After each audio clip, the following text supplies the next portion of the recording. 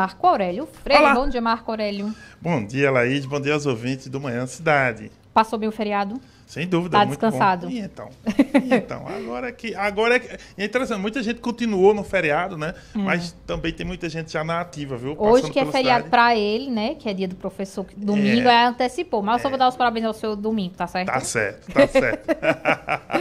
Bom, Marco Aurélio, e aí? Como é que tá essa política em Caruaru, ligada ao Estado? Que parece que a gente não consegue se desvencilhar um da outra. Como é que tá rolando isso aí? Olha só, Laís, realmente tem um nó aí, e um nó bem interessante para a gente entendê-lo, né? Olha só, o prefeito Rodrigo Pinheiro vem fazendo movimentos, Laís, muito específicos e inclusive estratégicos também. São movimentos que, de certo modo, emulam, como a gente diz, né?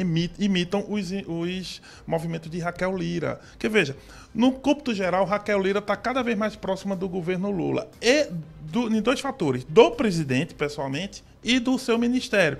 Tanto que, essa semana, antes de ontem, o Flávio Dino veio a Pernambuco, né, anunciar o Pronasci, o PAS, que são programas de segurança e cidadania, e trazer 160 milhões de reais em anúncios. E para isso veio o Flávio Dino, o José Múcio, que é da Defesa, a Luciana Santos, que é da Ciência e Tecnologia, e estava lá Raquel Lira, João Campos também estava, e o Flávio Dino ficou, digamos assim, equilibrando-se entre o João Campos e a governadora. Tanto que o Flávio também falou que vai fazer o Compaz, que é um programa do PSB, para todo o Brasil. Ele vai ampliar isso, vai tornar esse programa de municipal em federal, ou seja, vai imitá-lo.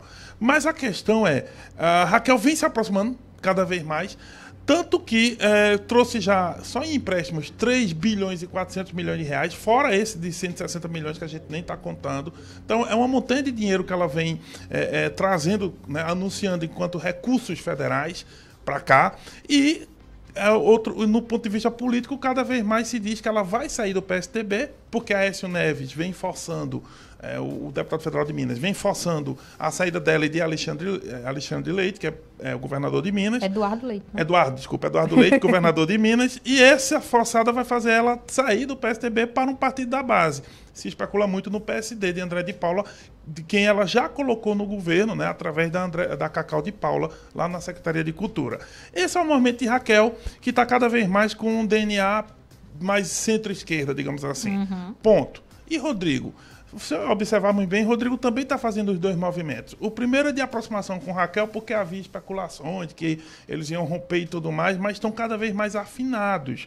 Tanto que antes do Ouvir para Mudar, que foi numa quinta, ele foi na quarta anterior ao Ouvir para Mudar aqui em Caruaru, ele foi até o Palácio do Campo das Princesas, esteve com ela, e os discursos aqui foram altamente afinados. O discurso que ela fez aqui no Vicente Monteiro foi um discurso muito próximo do que ele mesmo fez também, quando teve a fala. Esse é o primeiro movimento. O segundo movimento ele também se aproxima, por outro lado, de Brasília. Ele faz o mesmo que ela, dentro da sua esfera, vai muito em Brasília, tem uma relação muito forte com Clodoaldo Magalhães, que é do PV e da base do governo Lula, e também aproveitou esse dia que o Flávio Dino veio, vários prefeitos foram, e ele foi também, e já teve lá um anúncio de 940 mil reais no Pronasci para Caruaru. Nesse movimento, se olharmos a rede social dele, tem foto de Lula, tem foto com Lula, né? Tem foto com os ministros do governo Onde é que Lula. a gente imaginar, né, Marco Aurélio? Rodrigo Pinheiro, veja só onde a gente está. Isso é na rede social dele, no Instagram de Rodrigo Pinheiro.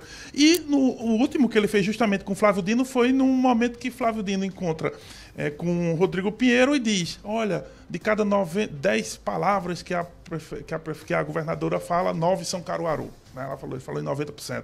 Esses pequenos, um momento ali solene, ele faz uma brincadeira e Rodrigo filma e põe na sua rede social. Ruim para Raquel, né? Porque as outras cidades vão dizer, ela só fala de Caruaru, E as outras cidades? Pois é. De qualquer modo, o alinhamento está claro. E por isso mesmo a especulação é muito forte em relação a ele sair do PSDB, até antes de Raquel, mas sem nenhum problema com ela, até porque o PSDB em Caruaru iria para onde? Tá? E ele vir para um partido da base. Há algumas opções, né? Alguns partidos da base do Lula.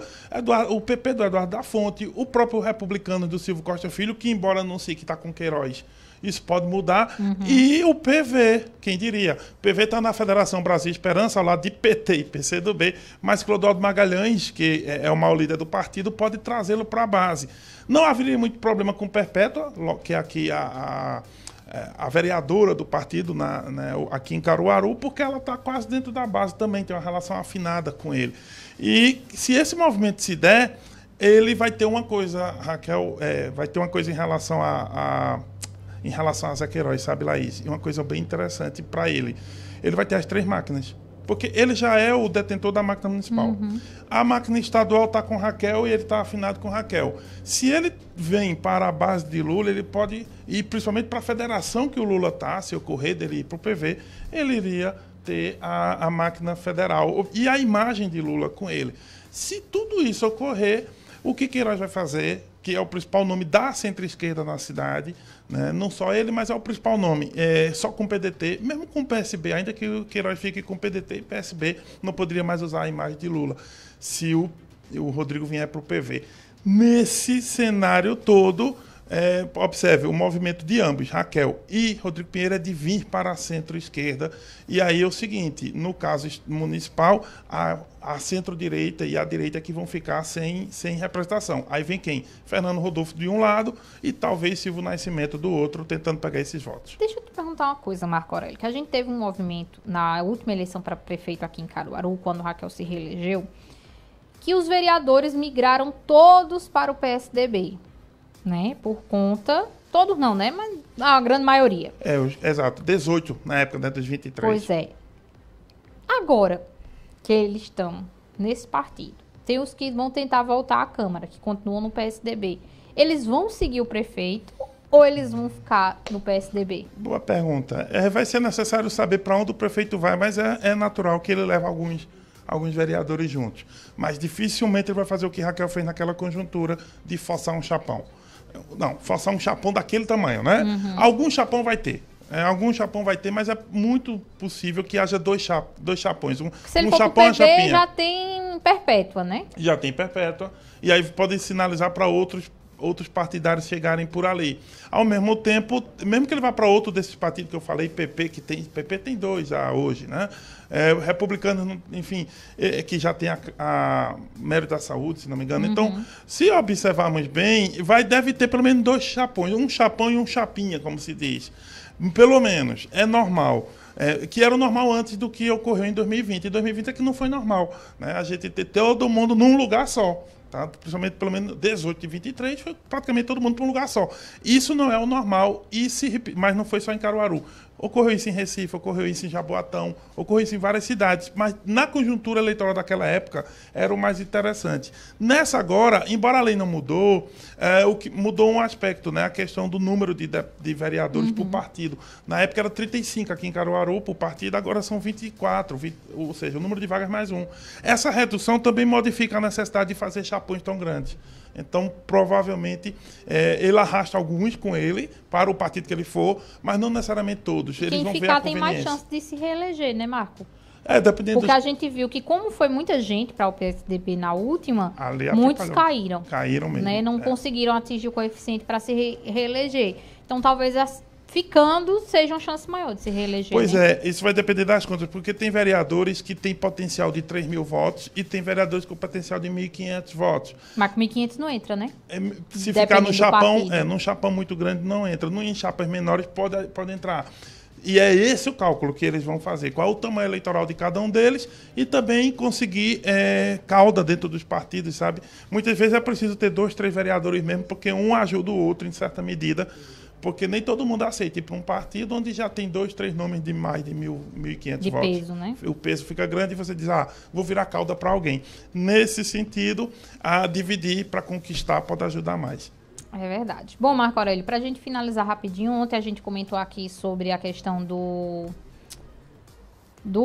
problema lá em Israel, da faixa de Gaza, né? E o Lula, ele se reuniu com o presidente de Israel, o Isaac Herzog, né, para falar sobre a retirada desses brasileiros da faixa de Gaza e tudo mais. Será que a gente consegue? Olha só, é interessante isso, Laís, que tem um detalhe aí. O Isaac Herzog, né, presidente de Israel, lembrando, o primeiro-ministro é Benjamin Netanyahu, mas o República repúblicas parlamentaristas têm a figura do presidente, e esse presidente é chefe de Estado, para negociações internacionais mesmo. Então, enquanto que o outro é o chefe de governo, dos ministérios no dia a dia.